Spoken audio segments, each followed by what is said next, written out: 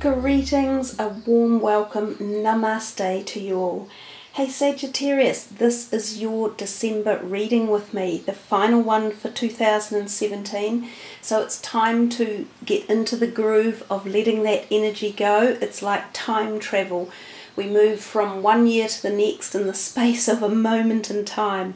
But it's worth sort of putting the energies and your thoughts of 2017 collectively into, sort of a box, seeing what you liked, disliked, and what you want to take forward as you move into 2018.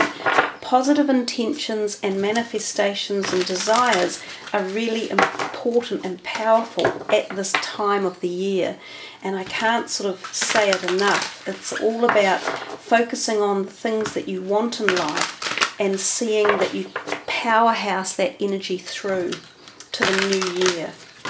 So we are using these Doreen Virtue cards. They are very light and positive, which I think is a really good way to end the year as well. So we are using 7 of them, and I will run through the format as we go through the reading. Sagittarius, what is in store for you guys for December and consequently leading you into January? Okay.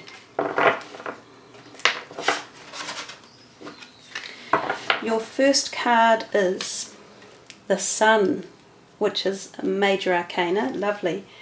Your next one is the King of Winter, and the dark blue is the Swords, so the King of Swords. The 8 of Winter, so that's the 8 of Swords, that's your third card. Your fourth card is the Hermit. Your fifth card is the 4 of Swords, and your sixth card is the Princess of Wands. Your seventh and final card is the 9 of Autumn. Autumn is the Earth, which is coins. So Sagittarius, you have quite a few sword cards in here. You have 3, the 8 of Swords, the 4 of Swords and the King, the Wands, a Pentacle, and the 2 major arcanas, one under each other. So let us start with the first card, which is the Sun. Now the first card represents your work and prospects. The second card is your home and needs. Your third card is luck and desires. Your fourth card is friends and support. Your fifth card is love and sex. Your sixth card is plans and goals. And your seventh card is your personal quest. So I think for you guys it feels as though your thoughts are on your mind and you are pondering in the really intellectual capacity of what am I doing, where do I go, how do I get there, what do I want. There's a lot about your thinking mind going on. It's busy, it's activated, it's pondering a lot of things, especially directions and how you're going to get there and who with type thing. So we'll start with the first card, which is your work prospects, and it's the Sun. It is a very benevolent, wonderful card, as you all know. Her words are plans that work out perfectly, amazing ideas that lead to rewards and commendations, gratitude for the blessings of life. So if this is associated with your work prospects, there's a lot of prosperity around your employment sector as we move into December and, as I say, into January. It feels positive. Some of you may be on the cusp of getting a bonus or a jump up in your position in your work. So you might go from a basic employee to perhaps someone who holds a position like a 2IC or a head of department. Or you might be applying for jobs and be given a job that you've had your eye on. So there's success around job applications, improvement within your own job, climbing up the ladder, success stories even around the people that you work with. So there's comfort, there's happiness, there's satisfaction. You might even find that you get a pay rise, or somehow some financial benevolence comes your way associated with your work and career. Now remember, if you're not working, this is around your passions or your creativity or your hobbies as well. So, and also for students, this is around your studies, like university studies. Some of you may be finishing, some of you may be moving on to the next stage of studies, but there's success and positivity and growth around all of it. Also conception of new ideas and fertility of ideas and thoughts as well. So it's a really great card, and I think because December is such a powerful month, because it sets the tone for January, there are some really good movements in that card alone that give you insight around that area of work and prospects to take you into 2018.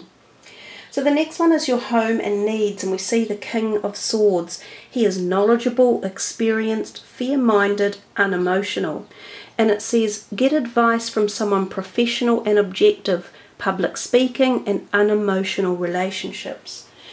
So if this is around your home and needs, this is sometimes how we're feeling about our security in life. So it's saying here that there needs to be balance and fair-minded communication and some unemotional input. So if there's something that's destabilizing around your home or relationships, it could be that you need to bring in a person who's distant from that, like a mentor or a counsellor who may be able to offer some insight into turmoil or problems that are going on with people around you. Like say you can't make decisions between a group of you that are living in a home, like a parents and children or something like that. It might be that someone else who is not involved in the issue could have some answers for you or some insight. Often when we have someone else's input, we can see objectives far more clearly. So it feels as though this King of Swords could be a valuable person who might be able to help smooth over some waters or offer some insight into areas that are cloudy and you can't get the answer for it. And this could be with relationships in the home. So as I said, parents, children, siblings, marriage partners, or people who live together in love relationships. This could all be combobulated within this realm. The other thing is this could be literally your home that we're talking about, and there might need to be some sort of negotiations going on. So if you are thinking of selling or renovating or doing something to it, you need to have a very knowledgeable person come on board to help you with these plans. This is not something that you should be doing yourself. You need expert help. So that's something to think about as well. And it sounds like this person, this King of Swords type energy, because he's intelligent and he has the ability to be quite lateral thinking, he could be very useful in these situations. We go to the third card, and this is your luck and desires, and we have the Eight of Swords over here, and it says you have what it takes if only you believe in yourself. Thinking that you're powerless when you're not, and a lack of self-confidence that keeps you from getting what you want. So your luck and desires, it feels as though some of you think, oh, I haven't had much luck, or I'm not getting what I want. There's a degree of anxiety with this card, the Eight of Swords, and it's about self-doubt. So thinking that, exactly as the card said, you're not good enough, or you can't see if you're doing it the right way, or that you don't feel as if the right doors have been opening and you're feeling hinged or stuck in something. So this is all about you making sure that you take the right pathway out and that you are responsible for getting yourself out of any self-doubt. I know that other people can bolster us up sometimes, but in the end it must come from within. So we must have our own internal strength and ability to get past our fears and worries and say, no, damn it, I'm going to do this. I know I'm good at it. I know I can succeed. I will not be afraid of myself. And it's power thoughts like that that remove those doubts and fears and anxieties. And when we do, we're able to then step into our desires and manifest them. So there seems a little bit of this in your reading for the month of December, just your own internalization of, not being good enough or self-doubt. And you alone have to address it. And when you do, you will open yourself to so much more opportunity and freedom, actually. Yeah. Let's come down to the fourth card, which is friends and support. And this is the Hermit. And it says, find or be a mentor. Take a break from society. And this is a commitment to your spiritual growth. Now, we've had talk of a mentor from this card up here. So they're reiterating this to you. Somehow, some of you want to get something off your chest, or you want to talk to someone else who may be of help in, pushing you through your barriers, like your pain barriers, and enabling you to see further and open the door more. So for some of you, that's going to work. And for others, the meaning of the Hermit can be about spending time alone to philosophize your own ideas and come to your own internal agreement, and which is what we've set up here, but without anxiety and without fear and worry. This is the card of enlightenment. This is knowing your inner self. This is connecting at the higher level and understanding the reason why you are where you are, and how empowering it is, and how important every part of your journey is. Sometimes we need to be alone. Sometimes we feel fear. Sometimes we feel anxiety. All of these things are part of the journey that moves us forward into the next step. And I often have found in my own life, when I feel more anxiety or fear, I know I'm on the cusp of moving into a new paradigm, like a new me. So it's not a bad thing, but it's about managing it, and it's about knowing that it doesn't stay like that, and it's also about knowing that there are always better opportunities coming. The Hermit also refers to times when we really go within and we reach that epoch of spiritual connection. And that can happen when we spend time alone meditating in peace and quiet. So for some of you, this may be achieved during the month of December and taking you into 2018 as well. And oftentimes the end of the year is very much about endings, and we do face or look into our subjective selves and where we're headed for the next year. So the Hermit can literally relate to that. So you've got those two powerful major arcanas on top of each other, and I think those two positions amplify the energy of the cards as well, so they make them stronger. So coming to your fifth card, which is the Love and Sex card, and we have the Four of Swords. And this is quite interesting because it can often be known as a card of going within an inner reflection and time alone, very much like the Hermit, and again they're together. So there's an amplification of this message in your reading. But the words on this card say, set aside your concerns for now. You can make a decision later. Solutions that come from meditation, which is what the Hermit was talking about, and the need for more sleep or a vacation. So some of you are literally feeling like the end of the year is here, and it's been a long, busy, active, hard year, and you almost are worn out.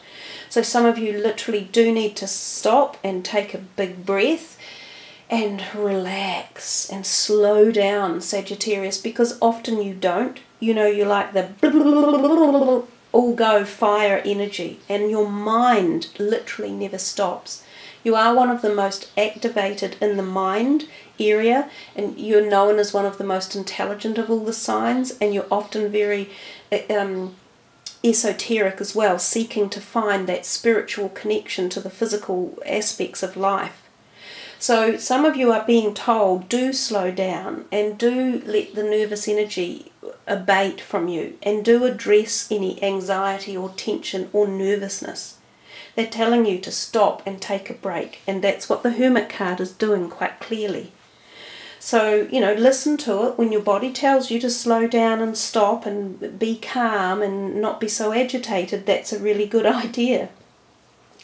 The other thing with the Four of Swords can be that this is a time of going away with partner, a very close, intimate partner, for some very close physical and emotional bonding. And this is the love and sex card position. So there is possibly new relationships coming for some of you if you're into the romantic perspective here. This is a time where there could be new romance coming, and it could be very close, intimate sexual chemistry as well. This is also a time where fertility can be achieved. So for those of you seeking to have a pregnancy, this could occur at this time as well. So this card has a lot of different meanings and energies, but I am getting quite a lot of it coming out about relaxing and really looking after yourselves and nurturing your mind, body, soul at this time. We come to the 6th card, which is your plans and goals. And this is the Princess of Wands, your fire sign energy. And this is optimism, enthusiastic, creative and energetic. And it says it's time to go after your dreams, do something that expands your horizons, let your creativity take flight. So a lot of you are still wanting to expand yourself in one way or another, and you have this optimistic, enthusiastic desire, but I think it has been slightly overwhelmed by the inner power of your intellect and your emotions, and perhaps too much tension and, you know, overwrought nerves and energy. So this is coming. This is your plans and goals as we move into 2018. And so you've got this energy and optimism and creative sources that you want to focus on as you move forward, and it's there for you. You just have to address all the other things first and put them into their right place and perspective, and then you will get this, you know, beautiful charging of bright, fiery energy coming into your life.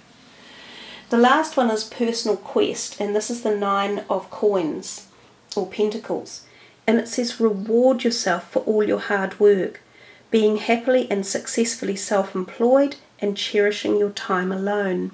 So we had 3 cards in here that are talking about spending time alone, which I think will be really beneficial for you as you ground yourself, as you calm yourself, and as you refocus again for the new year coming forward, and then you get your creative energies and juices.